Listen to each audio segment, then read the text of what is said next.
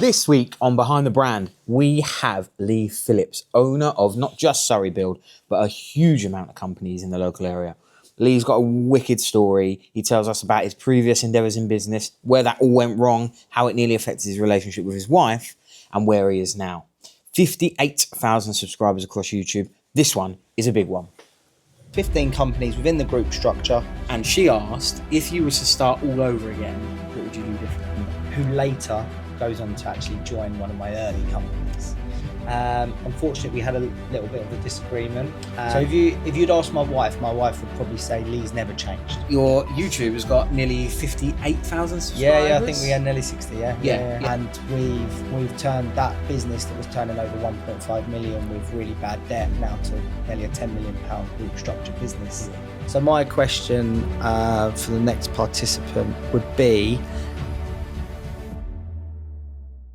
Right, hello everybody and welcome to the second episode of Behind the Brand. Today I am joined by Lee from the Surrey Build Group.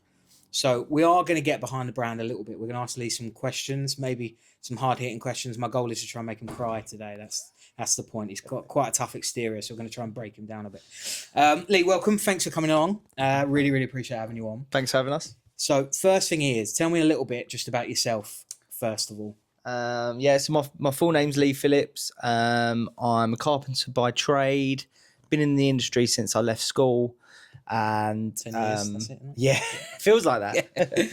And I've got a wife and a little girl who's 3, and we have horses on a little farm. So nice. That's something pretty cool about. That's pretty cool. Okay, cool. And business is Surrey Build Group. But there's a number of businesses within that, isn't there? There is. So there's 15 companies within the group structure, each doing their own individual element within the building trade. Do you know every name of each 15? Oh, that's a good question. Someone asked me that the other day, and I forgot to, and I couldn't think of you. But I would get there. Yeah.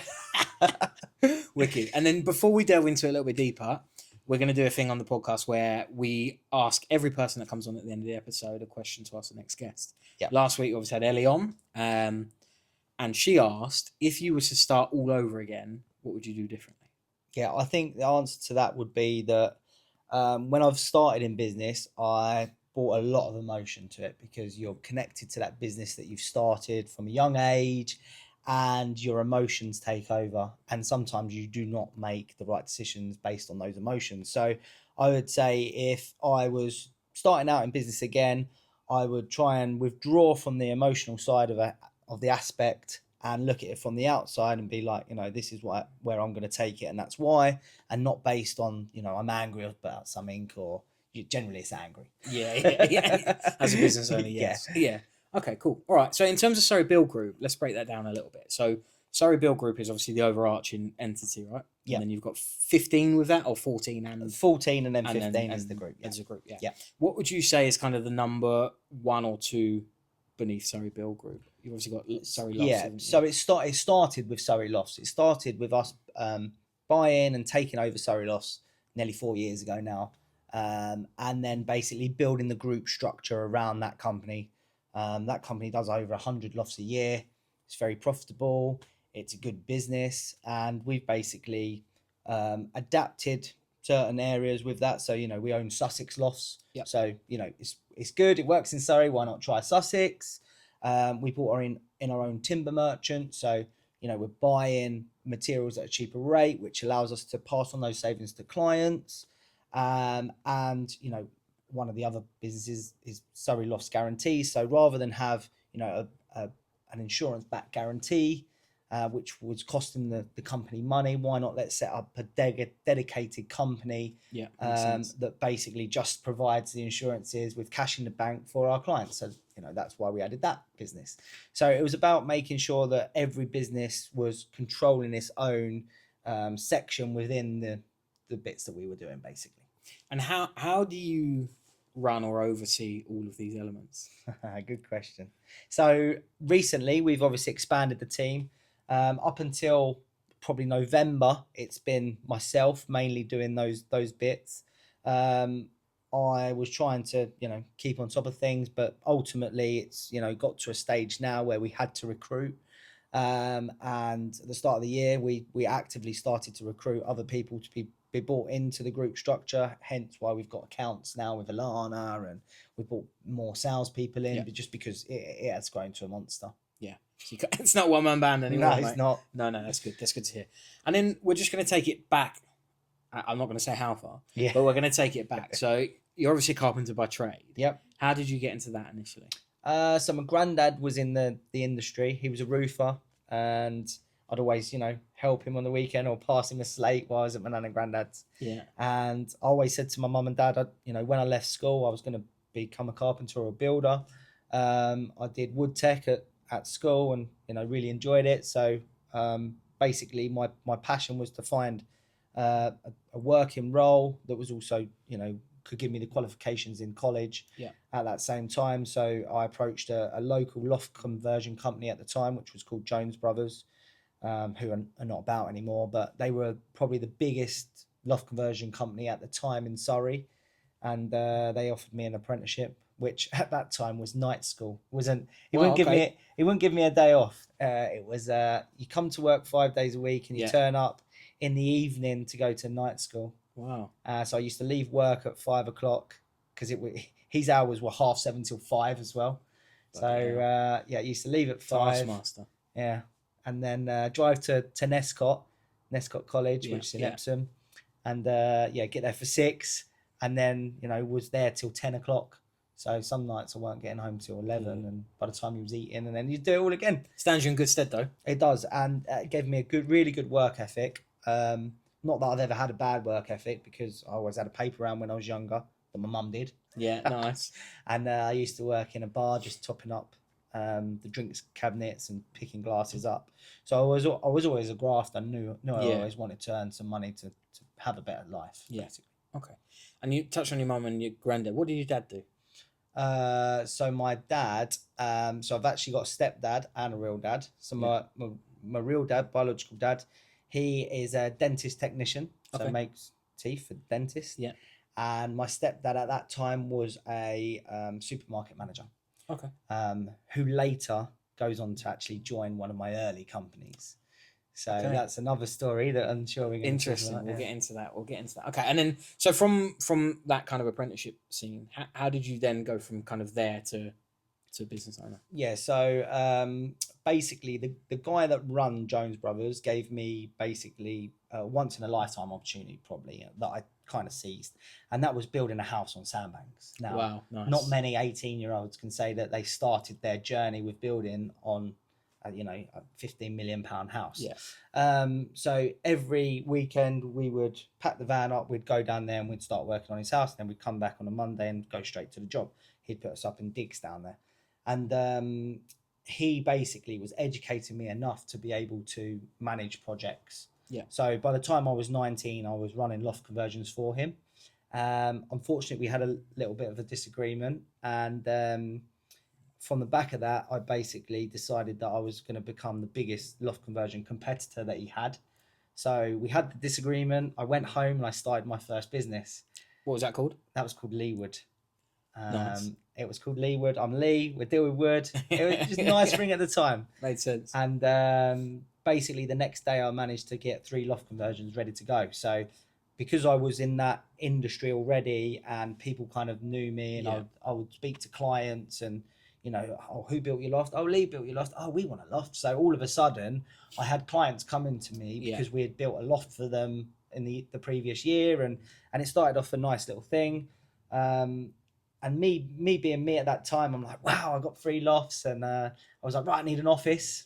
So we moved into an office in Southfields, Wimbledon, and it was the first loft showroom. So you could literally walk around the showroom and see what a loft conversion looked like. The slope roofs, the Veluxes, a bath, staircases, tiles on the dormer. The idea behind it was that clients could come there, they could pick all their materials, we'd put it in a package, and then we'd deliver it. Yeah. And so that showroom opened, and then our first day, our opening day, we had 16 potential clients come. All of a sudden, we got 16 lofts. It's just me. How am I going to facilitate that? Yeah. So we had an ongoing issue with then trying to facilitate that into operations, and Yeah. and all that learning that I developed back then has stood me in good stead for this time around. Yeah. Because I learned so much very quickly at 19 in business. Yeah. The first years weren't very good. Yeah. We lost a lot of money. I didn't really know how to price jobs, and it was very difficult to manage them because I had all these jobs coming through, not enough people to do them. So we was overpaying on labour, overpaying on materials, us finding our feet. So it took us then a couple of years to then get out of that hole. Yeah. And once we were out of that hole, then we brought more companies on. So we actually integrated timber merchant and a scaffolding company into that business way back then. And then that's 15 years ago now. And what happened to Leeward? So that's a good question too. My wife was so not annoyed, but got to the point where we're at a point in our lives where we were financially stable. I'd say we had a nice house. We could have a holiday, but I was constantly working, running a scaffold company as well. It was very early mornings. You was at the yard at 4:30.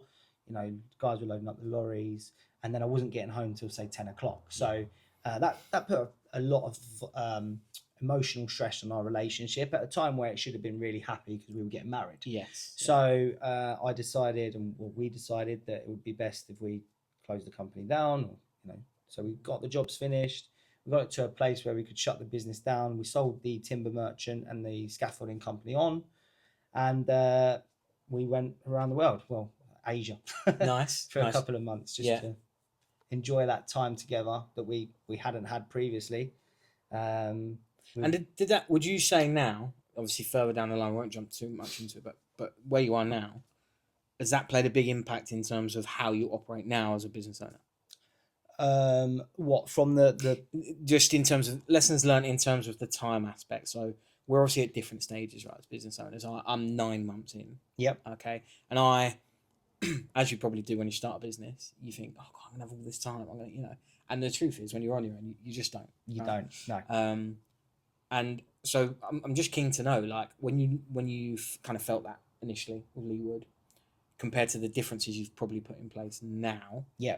Has that had a big impact, and also the emotional impact and effect on yourself and your relationship as well? So if you'd ask my wife would probably say Lee's never changed. Yeah. So when I do something, I'm invested in it, and I want to do it properly. Want to make sure we've covered every issue.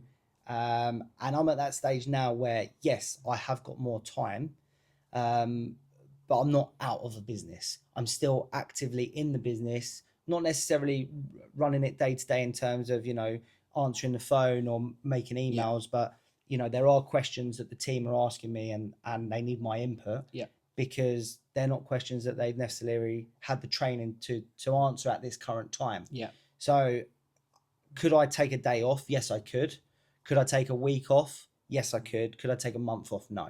Yeah. Okay. And that's where we've kind of got the business to. But that's not saying that in the next 5 months, the business wouldn't be at a place where I could just do 1 day a week for the rest of my life. Yeah. Because it's the processes that we're setting up now. Yeah. Okay. All right. Good.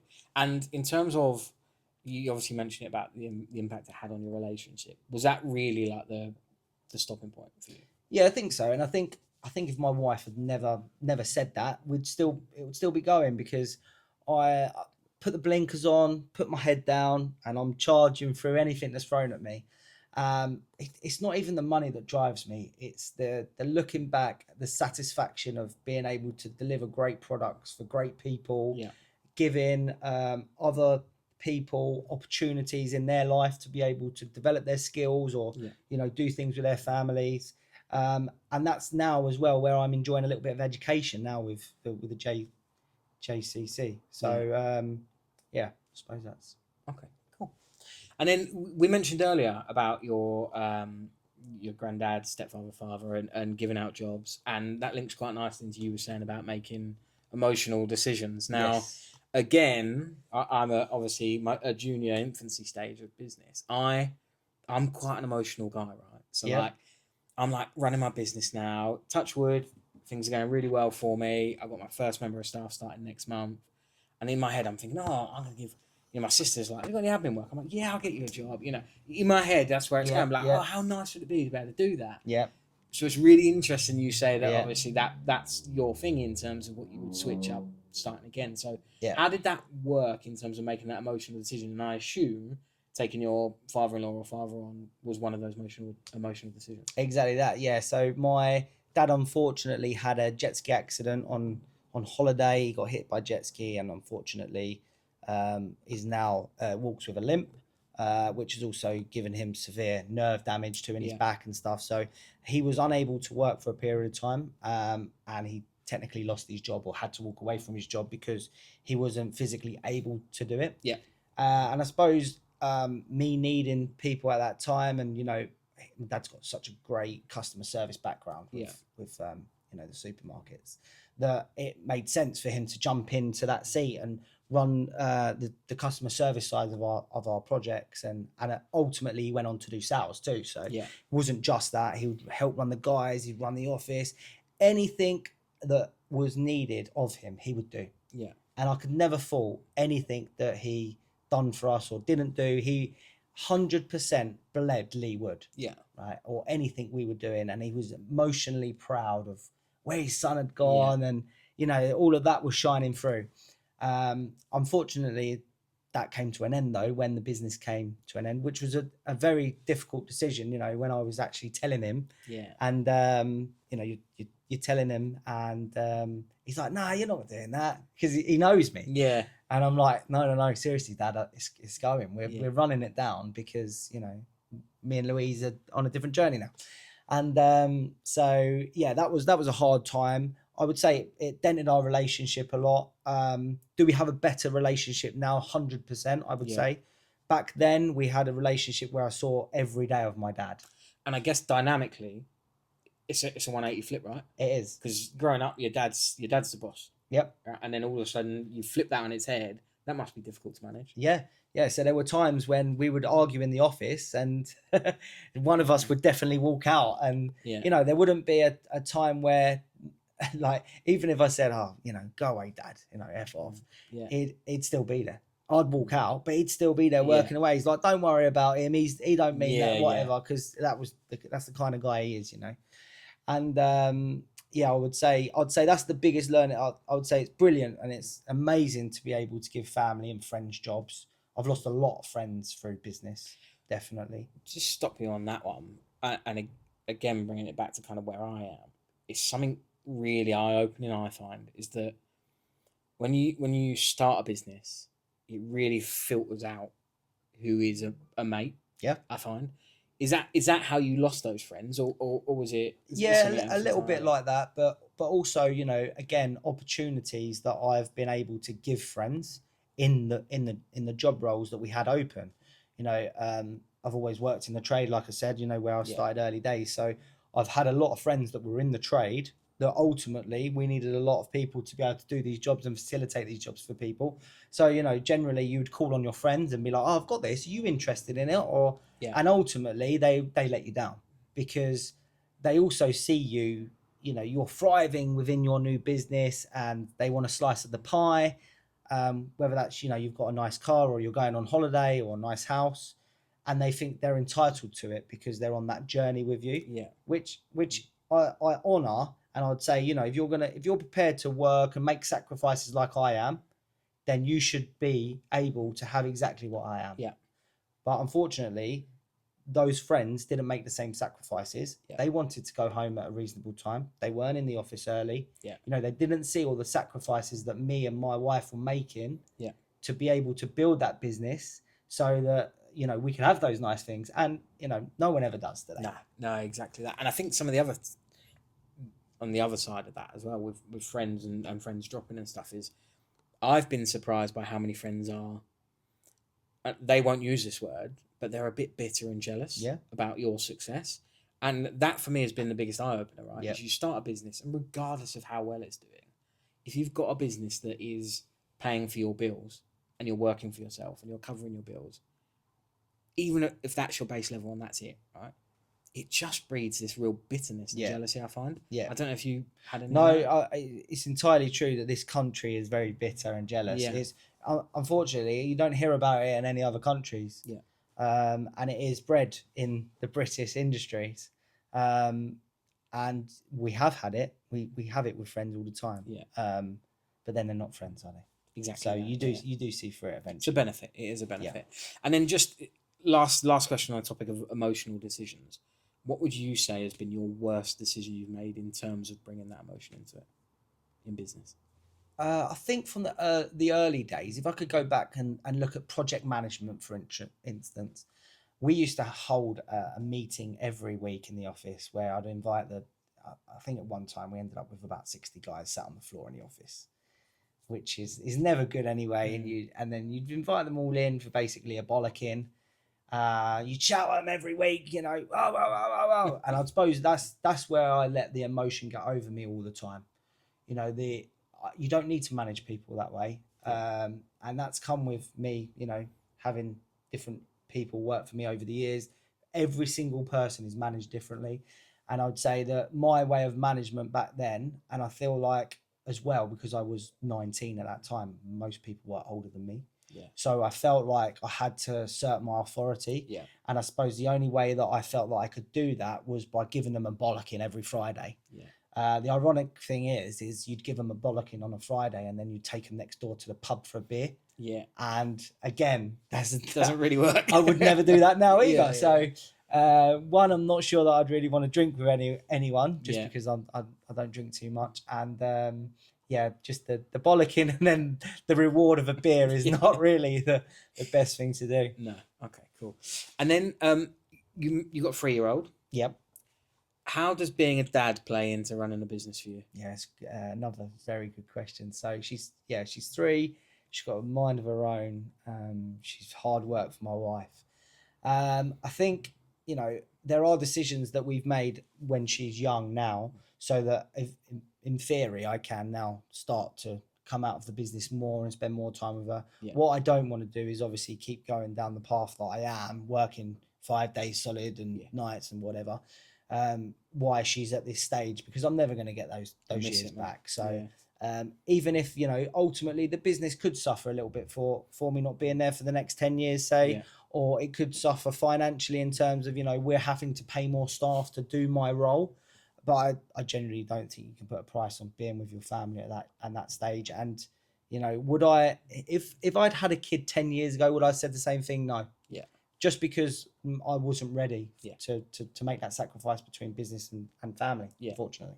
And I'm glad you touched on that, because a lot of times I will ask people that have kids and run a business is, would you happily see your business not fail, but take a hit financially long term, but have more time with your children at home? Or would you rather sacrifice a few years of more hands-on time with your kids and see that longer term financial gain? So I think there's a real fine balance, right? So, you know, having a kid, you do have time to plan. You know generally that you're pregnant and having a baby. Yeah, of course. And you have to implement certain things into that. Now, you know, generally as well, the first year is going to be hard. You know, if you want to share the load, if you want to be fair, like, you know, I feel like it's not just a woman's duty to bring up a baby. You know, I wanted to do night feeds. I wanted to be there. So, you know, that first year is hard and you're finding your feet together and you want to be around a little bit more, whether it's emotionally or physically. And then, you know, the second year, you know, generally they go into nursery or, you know, so you get a little bit of downtime. So that was a good year for me to say, right, you know, I've got a little bit of time now to give the business a push. Yeah. And the same with this third year, really, because, you know, before she goes to school, I still want to be able to see a little bit more time with her. Yeah. So I've kind of planned it that we've got this third year where we're pushing still, and, you know, we're going to really try and get the business to a good stage where I can then, you know, settle back. Yeah. But going back to your question is that I think if it costs the business 100, 200K over the next 10 years for me to step back, then unfortunately that is what it is. No brainer. Because I'm not going to have another 3-year-old or 4-year-old or, you know, and that's apparent with anything.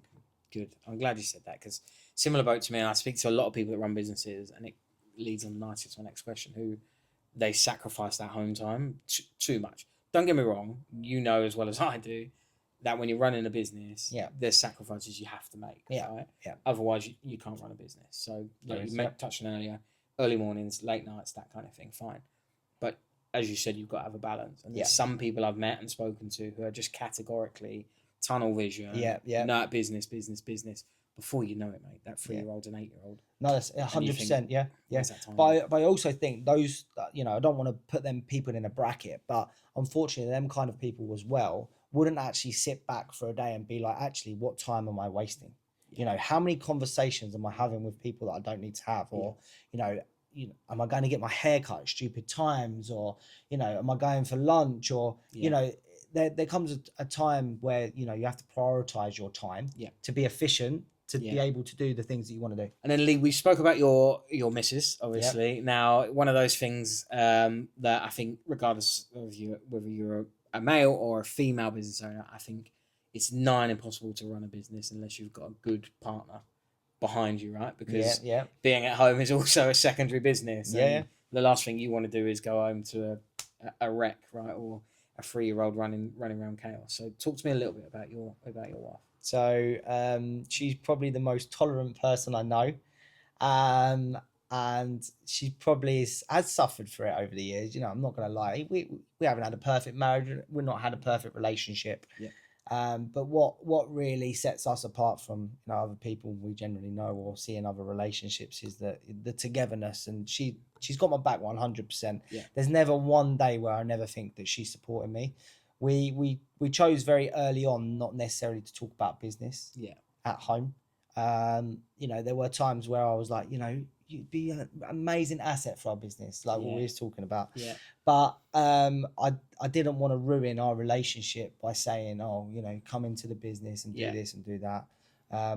Louise's mum and dad actually have a business together. They work together, which has been very successful for many years. But I didn't necessarily want that dynamic. Yeah.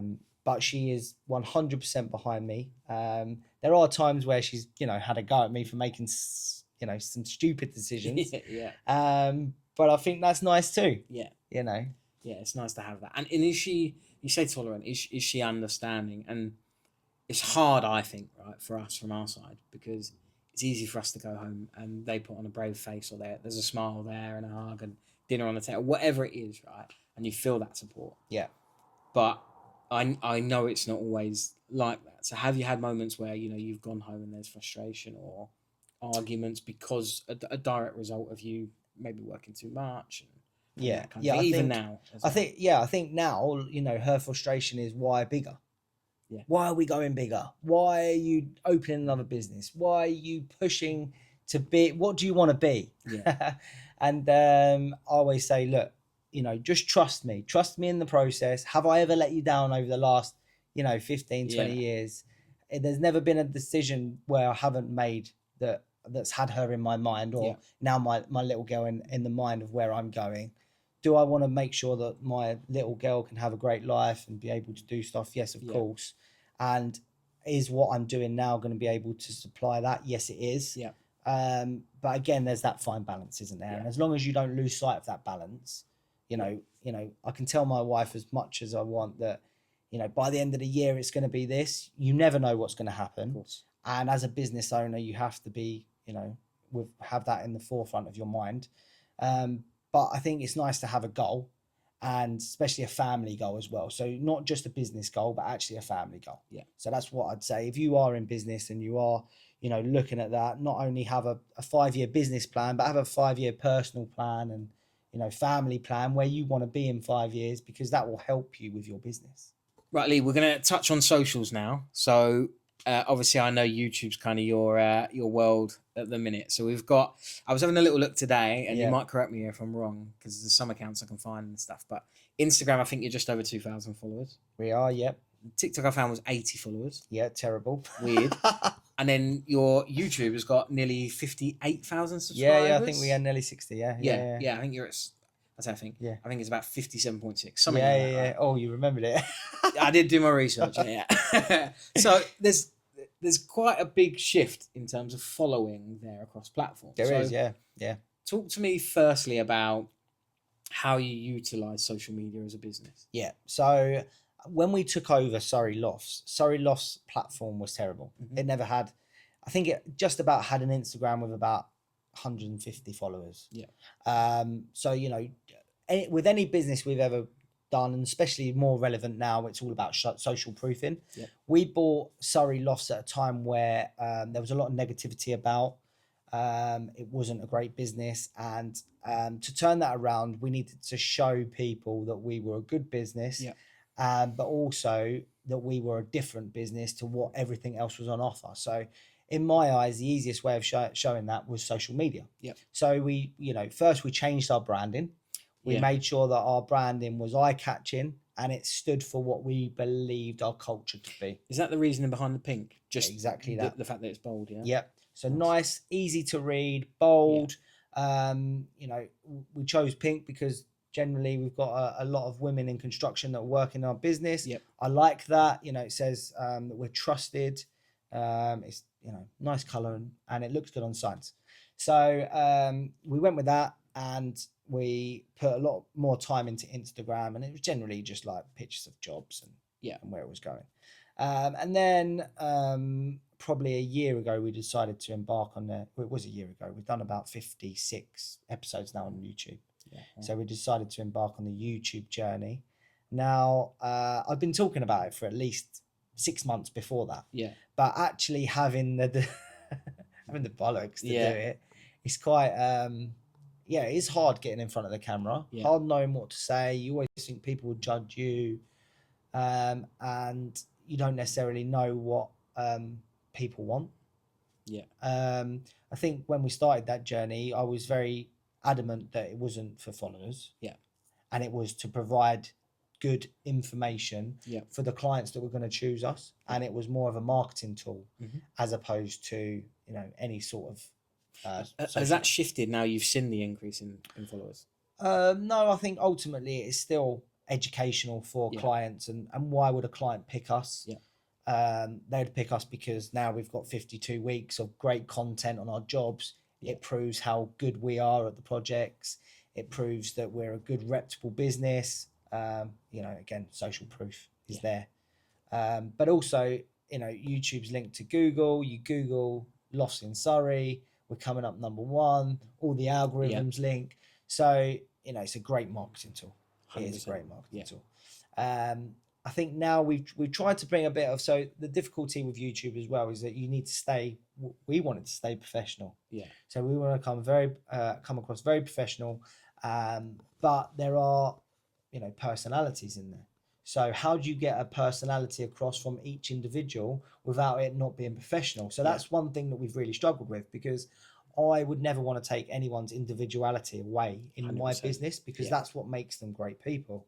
So recently we've started adding a bit of humor in, and started adding, the bleepers as such, or, actually adding in the personality of the individuals that work with us, because that as well is a great selling point. Yeah. Why are people choosing us? Well, actually, look, Mary's just like me. And people buy people, right? Yeah. And I think that's important. So we've kind of, got it to a stage where, we felt that we was comfortable, and everyone's got more comfortable on camera. And we used to do scripts a little bit, but now we're more free range, and just because we're more developed in front of the camera. Exactly. So and it's more natural. So we've kind of seen that change, and I feel like that's only going to add to our platform. Are we chasing followers? Not really, because ultimately business is doing great. Sales is the best it's ever been. Why sales good? You could say just because of YouTube, but it's not really. It's because of all the other things that are going on with the business and how we're driving it forward. But YouTube's a great tool. Do you think that the difference in terms of followers? So obviously, like we said, it's quite an astronomical difference. 2,000 on Instagram to 58K on YouTube. Do you think that's because of the type of content, the form of content? I would say so. So again, we don't. We've got one full-time videographer. He works for us Monday to Friday, generally, doing probably 40-hour weeks. Yeah. So as you well know, it takes a lot to edit this content and get out. We want to do certain different reels on Instagram. Obviously, we do a weekly episode. Yeah. We're trying to do shorts. We're trying to do pictures on stories. So all of that is taking a good lot of time. Yeah. And TikTok we haven't really spent any time with, if I'm honest. There's a couple of shorts that we think, we'll just throw it on TikTok platform as well. But as you well know as well, Instagram, YouTube, and TikTok generally it's different content. Mm-hmm. So it should be more precise content for each one, which we 100%. just don't have time for. Ollie, our videographer, actually was talking about, because we've got a podcast coming. Yes. He was just talking about bringing someone else on to film content, and maybe that's then where he stays more on podcast and editing, and we bring someone in that's just doing full-time content. Because again, we've limited our content creation to 2 jobs. We run 13 jobs at a time. Now, for Ollie to get to 13 jobs and do at least an hour of content at every job is impossible. So we miss so much content from all those jobs.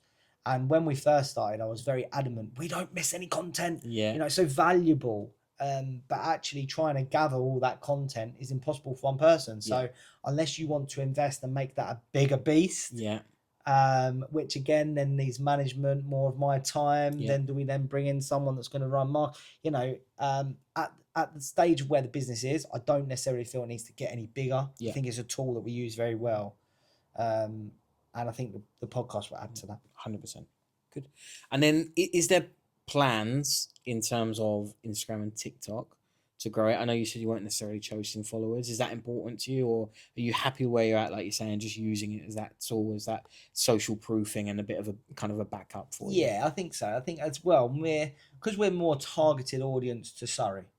So, we're not chasing followers up and down the country, because they're not our target audience. So, we can run a raffle, for instance. We're actually raffling a free loft soon. Nice. On the chase to 100k subscribers. But only because we've been approached by a timber merchant that basically wants to be involved, and we're going to do something for socials to promote that, and we offered to basically help provide that.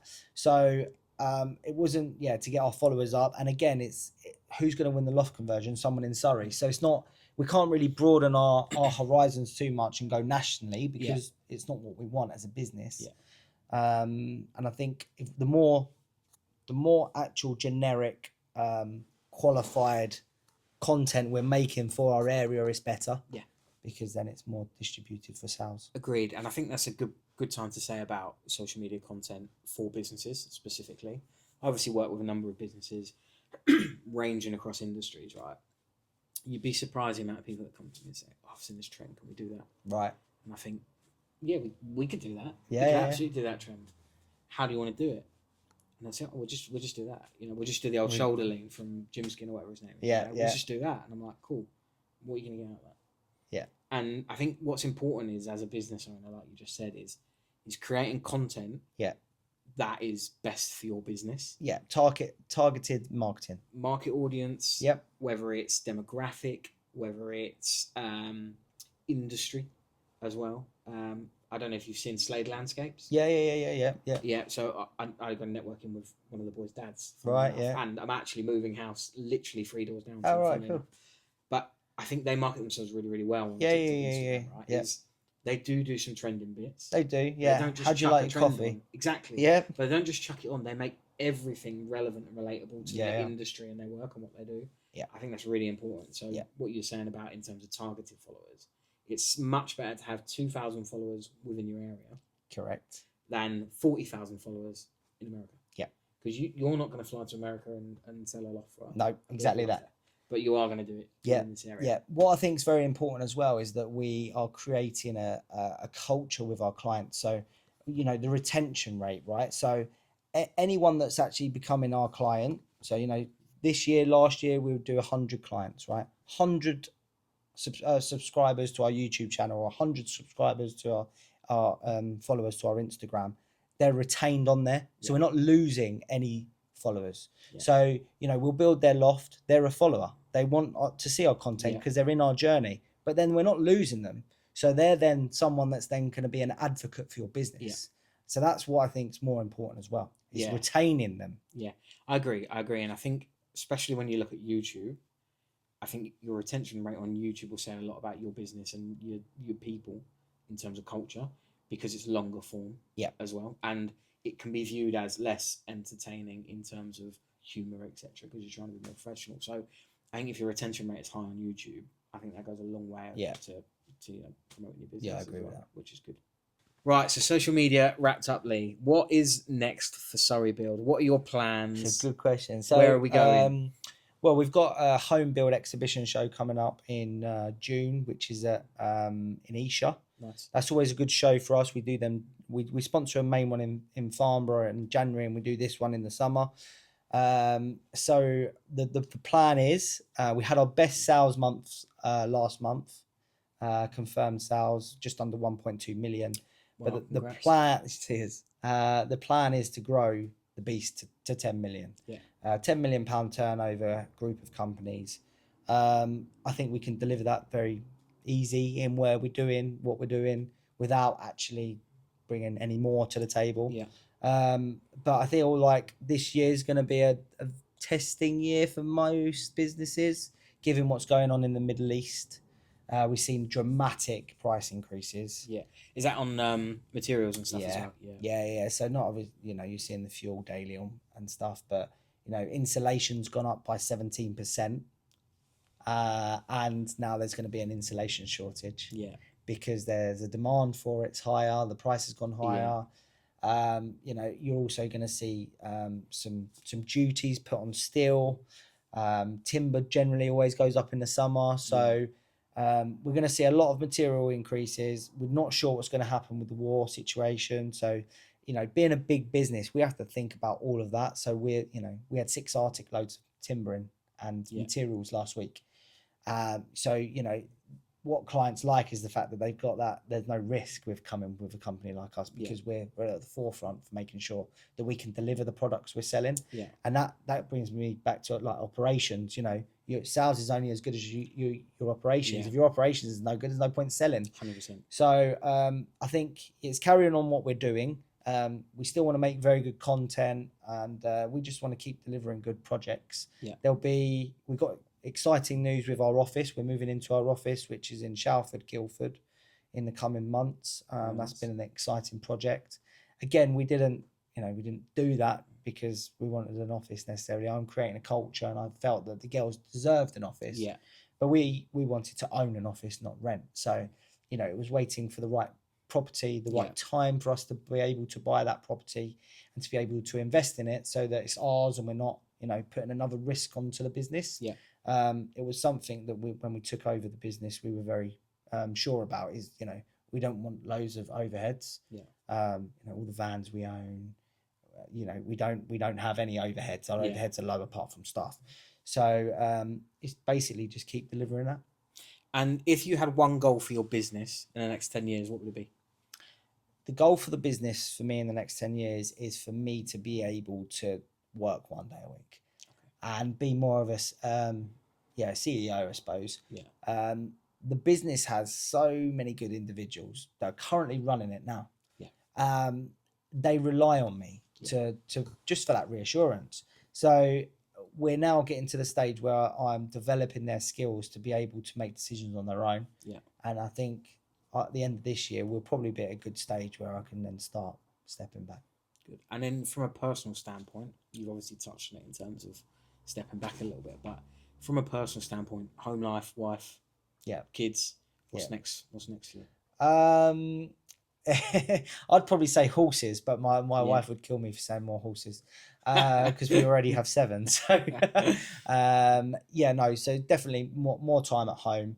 We're lucky we've got a beautiful house and a beautiful place, and I want to spend more time there with my family over the next couple of years, especially while my little one's young. Just keep doing the same thing, really. Do you think, in all honesty, you're going to be able to do that? The reason I ask you that, mate, is because you seem like one of the most driven people I've met.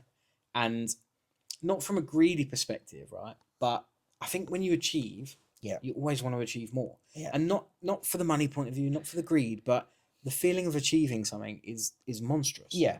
And it's exhilarating. Yeah. And I think you always want more. So realistically, do you think you will be able to do that step back a bit? So my wife gets asked that daily and literally daily. Okay. And I'm saying, yeah, definitely. And I think, yes, for the business, right? So I've kind of filled a little hole with the Joe Carr Construction Academy and being in and around what's going on and, helping other business owners. And I kind of get a little bit of a buzz from that. Yeah. And I think if I come out of the business in terms of day-to-day running and where that is, I think I'll probably do a bit more coaching and helping people out, and you know, that's how I see my time filled.